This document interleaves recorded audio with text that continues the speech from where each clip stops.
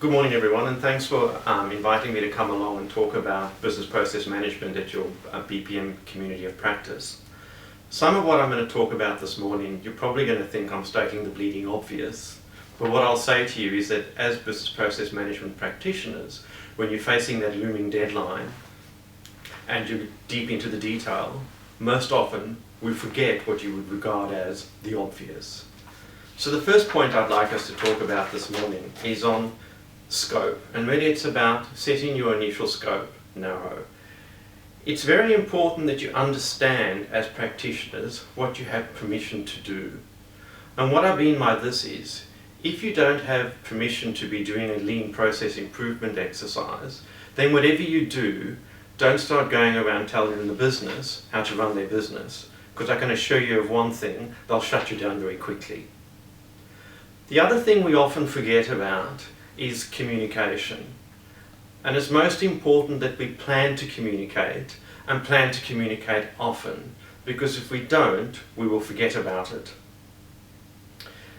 The other thing is for organizations, and even importantly for your sponsor, when you're doing these business process exercises, they are a very big leap of faith.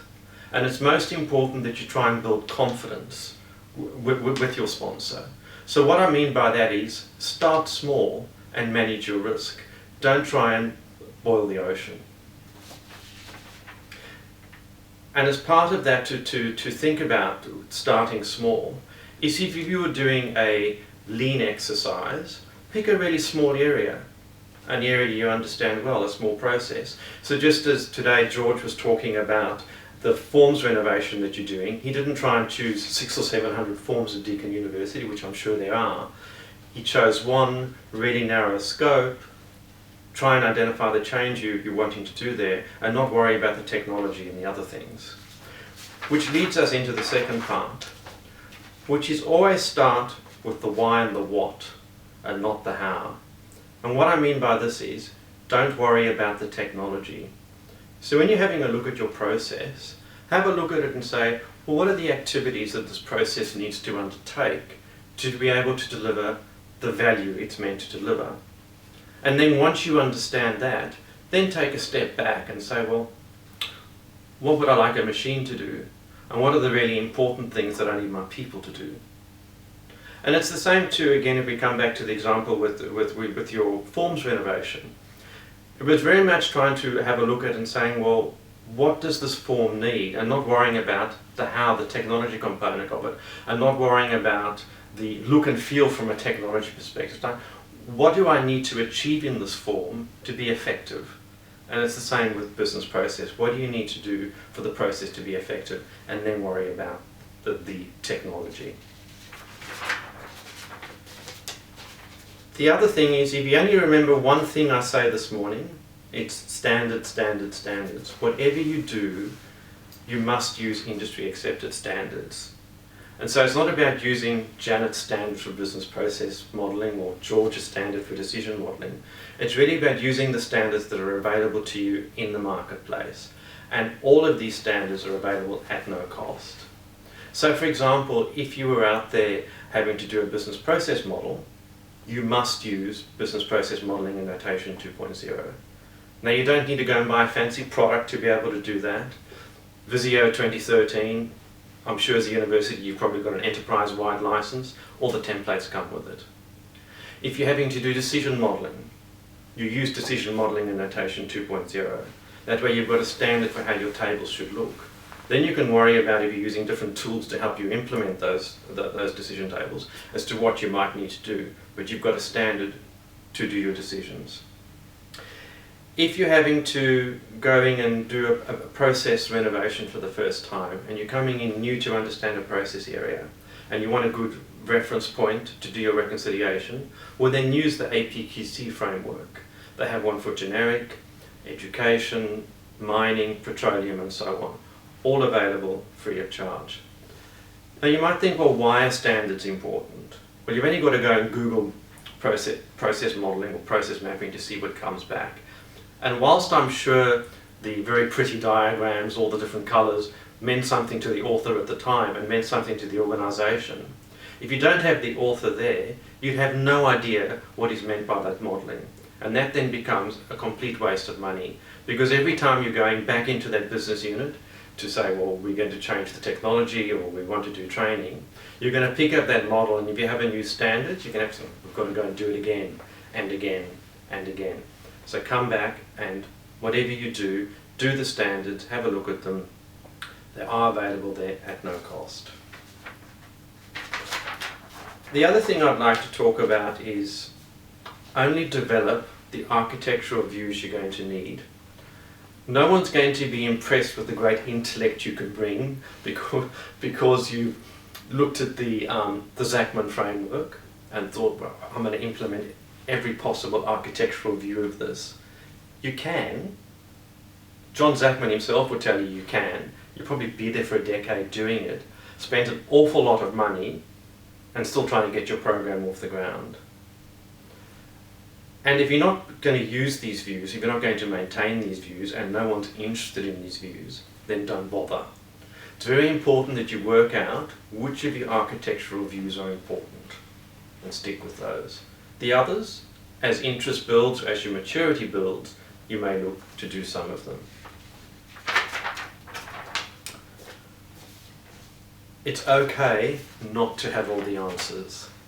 It's all right to be uncertain, but what's not okay is not managing that uncertainty. So what I mean by this is if, say, for example, you were uncertain about your technology, well, a good way to manage the uncertainty around technology is to do proof of concepts. But you also don't want your proof of concepts dragging on for weeks. So a sign of maturity is do a proof of concept. Be very clear about what it is you want to understand. Time box it, 2 weeks. Worst case, 3 weeks. Run your proof of concept, look at the result, and then make a quick decision. We understand we can keep going, or no we don't, throw it away and do something else. Proof of concepts are very valuable with the technology because it means you're not going to get 6 months down the track, have spent an awful lot of money and go, oh look, we've designed it, we've built it, and it doesn't give us what we want. If you're not sure about it, do your proof of concepts. The same thing can be for doing a business process rollout. So you might be doing a lean exercise. You might be wanting to just develop a new process. So for example, again, coming back to the forms work you're doing, you didn't try and do it everywhere. You identified a small area. Same with this. Identify the small area, identify the team of people you want to participate in it, take the process, document it, implement it. Again, short time block.